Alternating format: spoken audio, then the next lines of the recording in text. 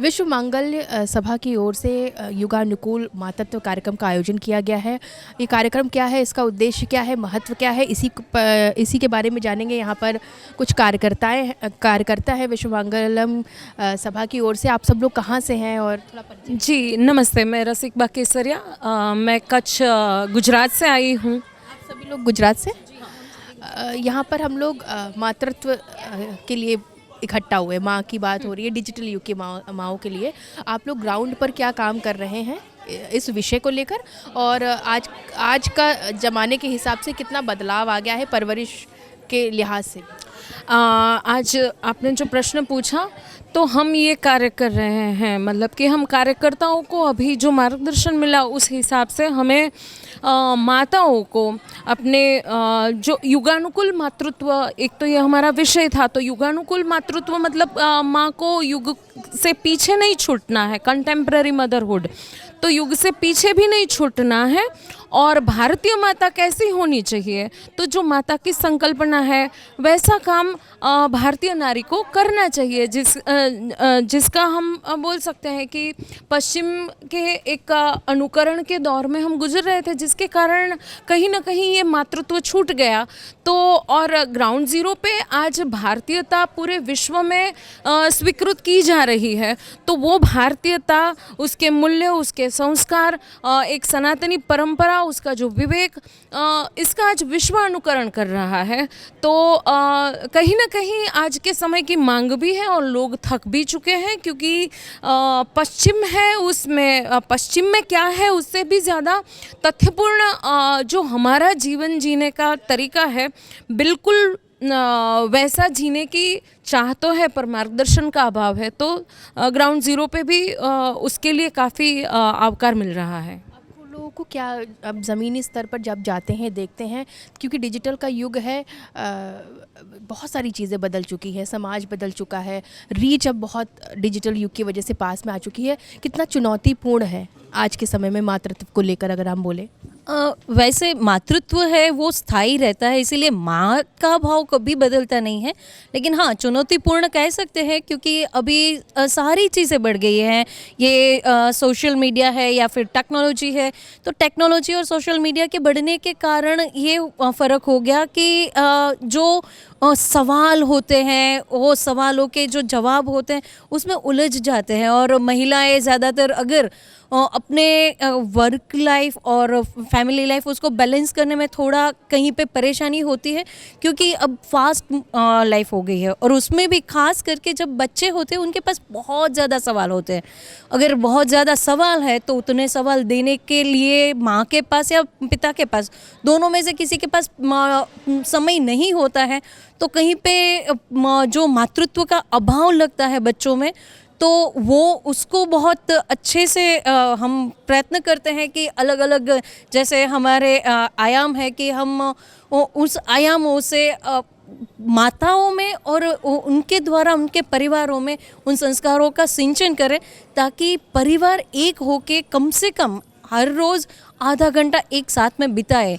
और चैलेंजिंग है तो चैलेंज को तो हमें ही फेस करना होगा।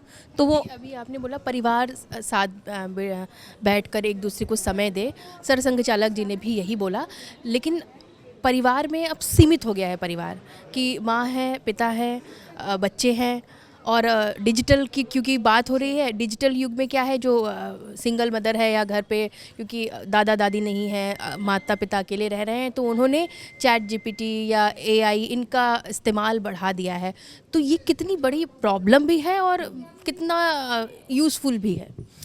योगानुकूल मातृत्व भार देता है प्राइमरीली उस बात पर कि रिस्पॉन्सिबिलिटी लेना, चाहे न्यूक्लियर फैमिली हो, ऑब्वियसली जॉइंट फैमिली होती है तो एक मदर को सपोर्ट मिलता है, और बच्चे का और पीढ़ी दर पीढ़ी जो हम चाहते हैं कि हमारी पीढ़ी जैसे आगे बढ़े, वो एक माता अच्छे से कर पाती है। पर अगर न्यूक्लियर फैमिली भी है तो responsibility is the important thing. सवाल आपसे, क्योंकि डिजिटल का युग है, हम बात माँ की डिजिटल युग की परवरिश की कर रहे हैं। डिजिटल युग में बच्चों की देख रेख भी बहुत मुश्किल है, क्योंकि आपको नहीं पता कि कितनी देर कितनी देर आप मॉनिटर करोगे। हालांकि बहुत सारे लॉक सिस्टम्स हैं, लिमिटेशंस लगाई जाती हैं, लेकिन आपको नहीं पता कि बच्चा क्या देख रहा है, और बच्चा ही आने वाला भविष्य है। तो ये माँ के लिए, आज की माँ के लिए कितना चैलेंज है, ग्राउंड पर आप क्या देख रहे हैं?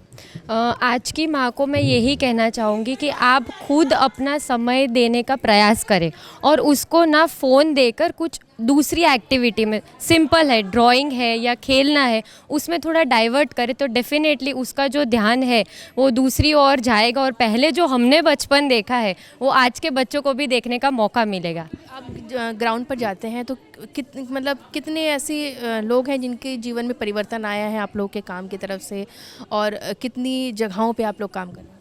हम गुजरात से है, वडोदरा से है, तो वहाँ पे आज की जो यूथ जनरेशन है तो उनको यही हम लोग कहते हैं कि आप लोग पॉजिटिवली सोचो और जॉइंट फैमिली में हम कितना ज़्यादा आगे बढ़ सकते हैं, बिकॉज़ वही हमारा एक सपोर्ट सिस्टम है। अगर हम बात करते हैं तो वही आप सोच रखो तो आप डेफिनेटली आगे जाके उसका बहुत अच्छा परिवर्तन देख पाओगे।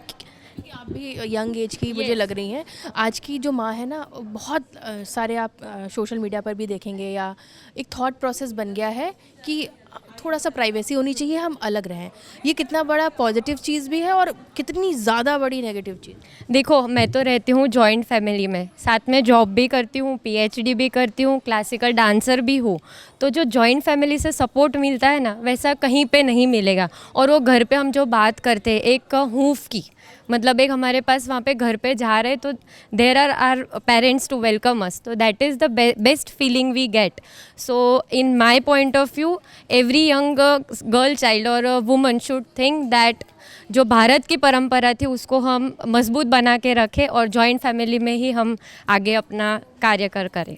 बहुत बहुत धन्यवाद हमसे बात करने के लिए। तो सुना आपने, ये कार्यकर्ता भी हैं, माँ भी हैं, और घर भी संभाल रही हैं, बाहर जॉब भी कर रही हैं। तो क्या चैलेंजेस उन्होंने ग्राउंड पर देखे और किन चैलेंजेस से उभर कर मातृत्व को और मजबूत डिजिटल युग में और नई पीढ़ी को नई ऊर्जा, नए संस्कार आज के युग के हिसाब से दिए जा सकें, ये सब उन्होंने बताया।